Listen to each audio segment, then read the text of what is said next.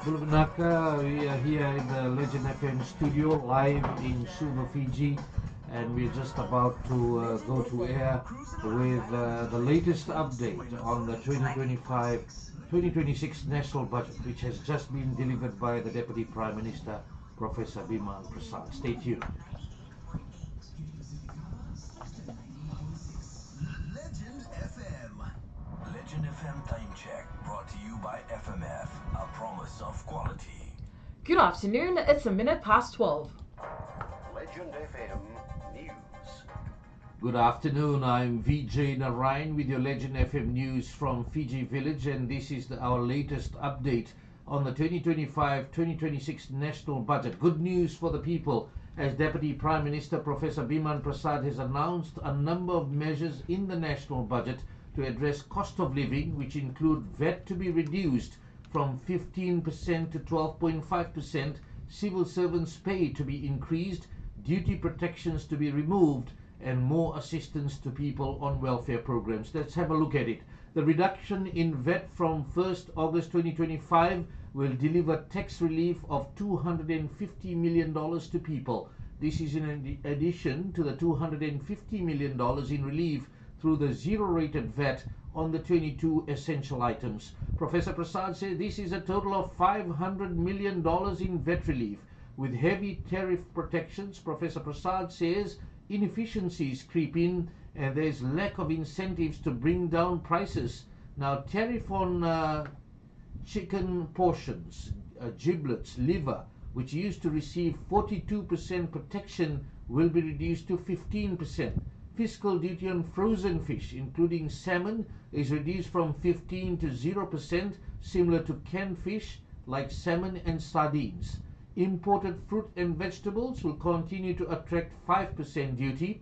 Apples, carrots, grapes, oranges, pears, celery, capsicum, mushrooms, kiwi fruit, cauliflower, broccoli, nuts, etc., not available in Fiji, will continue to attract zero duty. Potatoes, garlic, onion, tea, cooking oil will continue to attract zero duty. Duty on lamb products, which was reduced to 0%, will continue. The reduced 15% duty for beef, ducks, corned mutton, corned beef, and canned mackerel will continue. The 5% duty will be maintained on dairy products like liquid milk, powdered milk, yogurt, cheese, and butter. Now, anyone can import these dairy products at 5% compared to the previous 32% duty protection given by the previous government. Professor Prasad says they need the business community to support government and pass these reductions to the people. He said this support is meant for the consumers and it is unjust and unethical for businesses to pocket these reductions. FCCC, Consumer Council, FRCS, and the Ministry of Finance will monitor prices closely on the ground. This task force, where necessary, will propose immediate policy response measures like imposition of price controls on new items. And as we continue, the other major issue that has been announced, that the government is actively working with Biosecurity Authority of Fiji to open import pathways for key food products. Fiji is presently able to import whole frozen chicken only from New Zealand, even though there are countries producing competitive and safe poultry products. Ghee, a staple item in many Fijian households, cannot currently be imported from India. Professor Prasad says the restrictions have contributed to higher food prices and reduced consumer choice. All social welfare recipients and government pensioners will receive a 5% increase in their monthly allowance. This is in addition to the across-the-board 15% increase they were provided in the last budget. And as I've earlier highlighted, all civil servants will receive a 3% pay rise from 1st August this year. This is in addition to the 7 to 20% increase provided in the last budget. This is a direct cash injection of $115 million, and this means that civil servants would have received a total salary increase of between 10 to 25%. A 10% bus fare subsidy will be provided for all Fiji citizens for a 12-month period starting from August 2025 to July 2026. at a cost of around $10 million. Students will continue to travel to school for free with blue cards. The 50% subsidy will continue for all other students with an increased budget of $50 million. Now the $200 back to school assistance will continue and will be paid in January 2026. $40 million has been allocated for this. With this, over $170 million would be provided through the back to school policy. The Deputy Prime Minister, Professor Biman Prasad, says to further support affordability, the government has also reduced customs duties on several food items, many of which attract low duties of 0 to 5%. He says this reduction in indirect taxes must be passed on to the people. Professor Prasad said the classification of personal imports has been amended to clearly distinguish between online purchases and gifts and donations. He adds all items received through gifts and donations below $500 will be duty-free and VAT-free.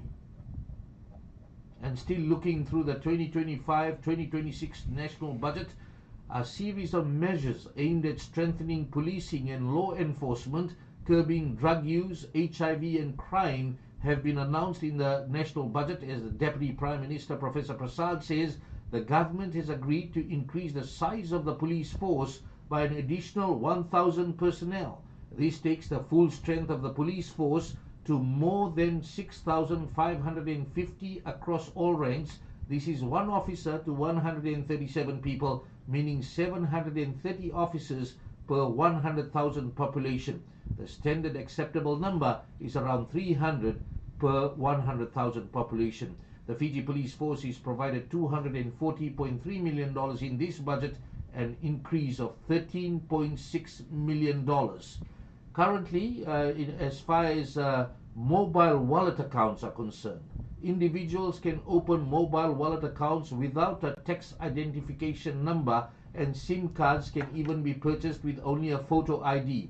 This will change. These loopholes enable tax evasion, money laundering and underground economic activity through digital wallets. To address this, all mobile wallet account holders will be required to register with a TIN, and a 6-month transition period will be provided to allow their full compliance. Government will also introduce a mandatory asset declaration regime for all registered sole traders in Fiji. From the next budget, the government will make the use of free education grant fully flexible. While making the announcement, Professor Prasad says this means school managements will now have full autonomy over how the free education grant is spent. Schools may choose to use 90% for school expansion or allocate none for maintenance if there is no immediate need. School managements will have the full freedom to plan their spending, save funds, or even borrow against the grant for major investments. And the current restriction that limits school fundraising to one per year has also been removed. Fundraising will now be open and flexible but voluntary. Professor Prasad says they believe restoring this partnership will promote a deeper sense of ownership and engagement in education. And scholarship allowances have also been increased. You can check out those details on our website, Fiji Village. The government is currently focused on determining the most appropriate location for Fiji's new national hospital. While delivering the budget, Professor Biman Prasad said they are committed to moving the hospital out of the CBD and to a more accessible location for the people of the greater Suvarnabhumi area. 7 sites are currently under investigation. Apart from site selection, they have also been working together with financiers led by the World Bank for a first phase financing package tentatively estimated at around $500 million. The project and financing package is currently being worked on. He also says they need to increase the bed capacity from the current 453 beds at Fiji's largest CWM hospital to 703 beds. And also there are plans to have another hospital built in the Western Division. Talks are already underway in relation to that, and there's also a 100-bed super specialty hospital that is expected to be constructed in Nasinu, supported through a grant by the government of India. The government will undertake a major lay of 11.7 kilometers of water pipeline from Sawani to Doloisuva and to Khalsa Road Junction, a new pump station and the construction of two 5-megaliter reservoirs.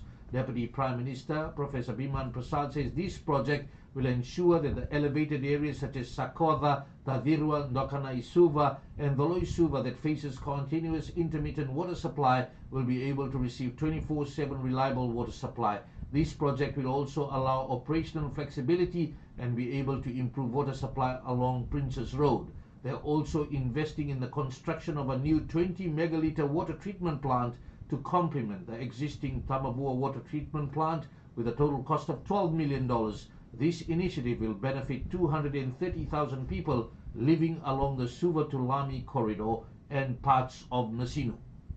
And the Deputy Prime Minister has announced an expansionary 2025-2026 national budget with a total revenue of $3.9 billion and a total expenditure of $4.8 billion. This is a net deficit of $886 million.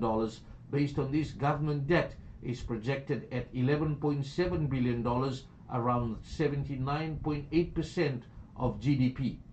Great news to low and middle income earners is the government through the Housing Authority and Public Rental Board is looking at delivering around 2,900 residential lots and more than 1,800 houses in Nepani, Wanimbuku, Ndavuilevu, Tavakumbu, Tavua, Warembatia, Tadirwa, Wanganra, Waila and Vaikomba.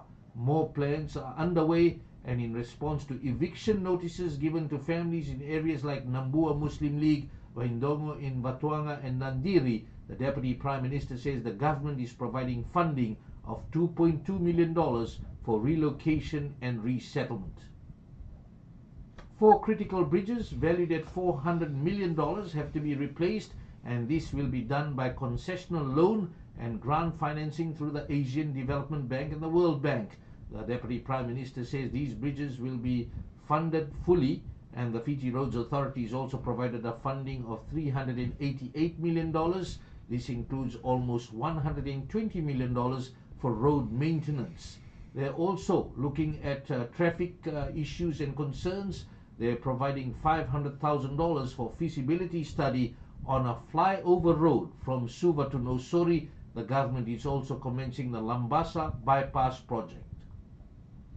And great news for FNPF members, as FNPF has announced a landmark achievement with a remarkable interest rate of 8.75% for the financial year ending June 30th this year. This marks the highest credit interest rate in over 30 years, with a total of $698.75 million to be credited in members' accounts.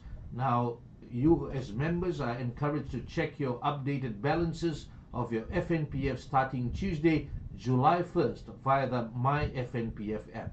That's the latest so far as the 2025-2026 national budget is concerned. Stay with us for updates. You can get full details and updates on our website, Fiji Village.